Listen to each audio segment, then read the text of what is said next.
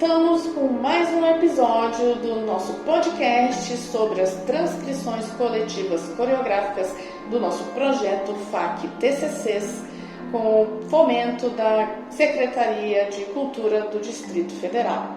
Hoje estamos aqui com a Maritza Guilherme Mota, cujo trabalho tem o título Pertencer, desvendando um processo colaborativo de dança contemporânea.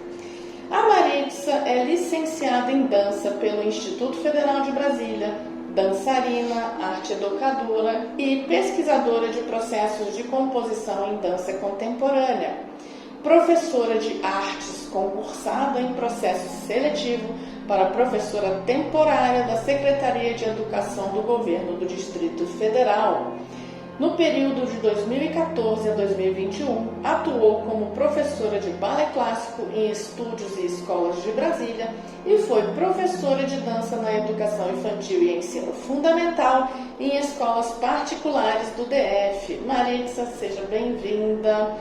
Se uma pessoa pegar seu TCC hoje na Biblioteca Digital do Instituto Federal de Brasília e começar a ler seu TCC, o que ela vai encontrar ali dentro? Oi, Cíntia, boa tarde. Muito obrigada pelo convite. Estou muito feliz de estar aqui falando sobre o meu TCC. Bom, hoje, se uma pessoa pegar o meu trabalho, ela vai encontrar um relato de experiência. Eu falei sobre o meu processo, que foi um processo colaborativo, né, que se intitula Pertencer. Então, eu vou falar sobre todos os ensaios, sobre como foram as apresentações, como eu cheguei no resultado final. O que é um processo colaborativo, para quem não conhece, né? Porque a gente que é da área de artes, a gente está um pouco mais acostumado com isso, com esse termo. Bom, o processo colaborativo ele pode ser muitas coisas, né? Ele pode ser de diversas formas, mas o que tem de mais básico é a colaboração entre as pessoas que estão participando. E aí, assim, pode ter um diretor, pode ter um professor, pode ter algum facilitador, ou todos os participantes podem dirigir esse processo artístico. Então, assim, ele funciona de várias formas. Que legal! E como que essa sua performance, né, chamada Pertencer, acabou se tornando algo para ser ouvido em vez de uma dança para ser vista? Bom, assim, antes de comentar como eu cheguei nesse lugar, preciso falar o que estava acontecendo na época, né? Primeira vez que essa performance, né, comecei a ensaiar essa performance, eu estava cursando a disciplina de composição coreográfica no IFB, e entre vários trabalhos que eu tinha para fazer no semestre, um era dirigir uma performance, alguma cena, né, eu tinha que dirigir. E aí, ao mesmo tempo, eu estava participando do encontro Brasil-Dinamarca, do Streamlabs, que era um projeto que estava acontecendo no IFB, tinha alunos do IFB, da UNB e de uma faculdade na Dinamarca. Então, tinham músicos e dançarinos. E aí a gente passou um tempo, né, mais ou menos uma semana, convivendo e passando por processos para fazer uma apresentação artística no final. Então, isso me influenciou bastante, porque assim, eu estava acostumada a trabalhar sempre com dançarinos, os meus colegas, onde quer que eu fosse, eram sempre dançarinos. Dessa vez tinham músicos, então a gente tinha que conversar junto e essa performance tinha que ter um pouquinho de cada um. Então, cada dia, cada um trazia um pouco, a gente ia pensando junto até chegar naquele produto final. Então, eu estava ali com aquilo fervendo, aquilo ali estava quente, eu estava empolgada com essa relação entre música, dança, sons. E aí, quando eu fui, né, fazer esse trabalho de direção, que foi a primeira vez que eu fui dirigir, eu pensei, nossa, eu vou usar isso. E eu estava estudando sobre Eros Volúzia, né, que é uma coreógrafa. Nessa disciplina a gente só estudava coreógrafos brasileiros. Eu me encantei, assim, falei, nossa, Eros Volúzia, achei o máximo, porque ela mistura erudito e popular. E aí, pesquisando sobre ela, passando por esse processo, eu pensei, já sei. Eu vou pensar nos sons cotidianos dos dois dançarinos que estão trabalhando comigo, nos meus, e a partir disso a gente vai criar nossa cena, a gente vai criar performance. E aí, ao longo dos ensaios, improvisando bastante, a gente percebeu que o nosso ponto de encontro, assim, os sons cotidianos, eram os sons da rodoviária. Para quem não mora em Brasília, a rodoviária, plano piloto, é um lugar onde tem muita movimentação, é muito ônibus, é muita gente, criança, jovem, idoso, vendedor ambulante. Então tem muitos sons pra gente pensar e fazer uma performance. Então ali foi o nosso ponto de encontro. Bom, partindo disso, fomos ensaiando e nessa disciplina, né, composição educação coreográfica, nós fazemos ensaios abertos. Então, os ensaios abertos eram a oportunidade de mostrar para os colegas que estavam cursando essa disciplina e para o professor o que aconteceu até ali. Eram 2 ensaios abertos e depois a gente fazia a apresentação final. No primeiro ensaio aberto, quando fomos conversar, os colegas foram falar o que eles sentiram, dar sugestões, o professor também foi comentar, todo mundo falou, nossa, essa performance ela é muito para ser ouvida. E aí o professor falou, olha, já que é uma performance para ser ouvida, por que vocês não vendam os olhos das pessoas que estão assistindo? Eu achei a ideia ótima, falei, vou experimentar. Eu tinha mais um ensaio aberto, pensei assim, bom, se funcionar, eu levo para a apresentação final. Se não funcionar, volto para a performance original, vou, apresentar assim. Então, esse ensaio aberto eu saí ali pensando nisso, fui confeccionar as vendas para o público. E aí, no outro ensaio aberto, levei as vendas para os colegas, para o professor. E, ao conversar, depois da performance, eu vi que eu atingi o que eu queria, né? O meu objetivo, a sensação de caos. Muita gente falou que parecia que tinha mais gente performando, tinha mais dançarinos. E eu falei, nossa, é isso que eu estou procurando. Vou levar para a apresentação final. Então, assim, isso acabou acontecendo por conta desse processo, com a influência do professor, dos colegas que estavam assistindo e deram esse feedback. Que genial, Maritza! Sensacional esse seu relato.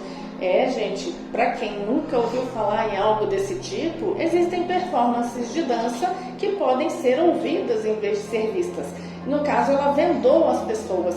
E se você pensar que existem pessoas com deficiência, essa é a forma que elas vão acessar um espetáculo de dança, por meio desses sons ou talvez da audiodescrição. Então, além de tudo, é um trabalho que pode contribuir aí para a acessibilidade. E aí eu quero que você me fale um pouco sobre o seu cotidiano depois de formada na licenciatura em dança. Bom, eu me formei em dezembro de 2018. E aí cada ano foi um pouquinho diferente até hoje. Em 2019, eu ainda estava atuando em academia de dança, como professora de balé clássico, e em escola, como professora de dança, né? Estava fazendo também curso de dança negra, né? Então essa é a minha parte dançarina. E aí, em 2020, eu comecei mais ou menos do mesmo jeito, continuei o curso, estava em academia de dança e escola, e aí veio a pandemia. Com a pandemia, as academias que eu estava dando aula fecharam, e depois de alguns meses, mais ou menos em outubro ali de 2020, eu comecei a dar aulas particulares. Né? Uma forma de eu conseguir continuar o meu trabalho de uma forma mais segura, em ambiente mais ventilado, eu consegui dar aula. Então, eu comecei a dar aulas particulares e eu estava atuando com crianças de 6 a 11 anos, mais ou menos.